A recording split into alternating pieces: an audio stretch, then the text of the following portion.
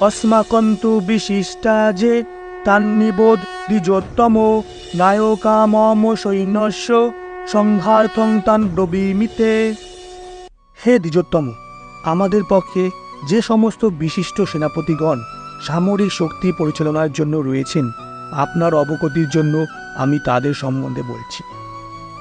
দ্রোণাচার্য সামরিক বিজ্ঞানের শিক্ষক ছিলেন এবং প্রকৃতপক্ষে একজন যোদ্ধা ছিলেন না, তবে তিনি কৌরব বাহিনীর অন্যতম সেনাপতি হিসাবে যুদ্ধক্ষেত্রে ছিলেন।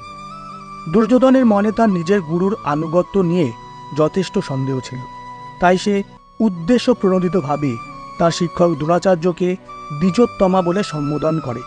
সে আরও বলে, দ্রোণাচার্য যদি এই যুদ্ধে তার বীরত্ব প্রদর্শন না করেন, তবে তাকে একজন নীচ ব্রাহ্মণ হিসাবে বিবেচনা করা হবে, যিনি কেবল রাজার প্রাসাদে চমৎকার খাবার ও বিলাসবহুল জীবনযাপনে আগ্রহী ছিলেন।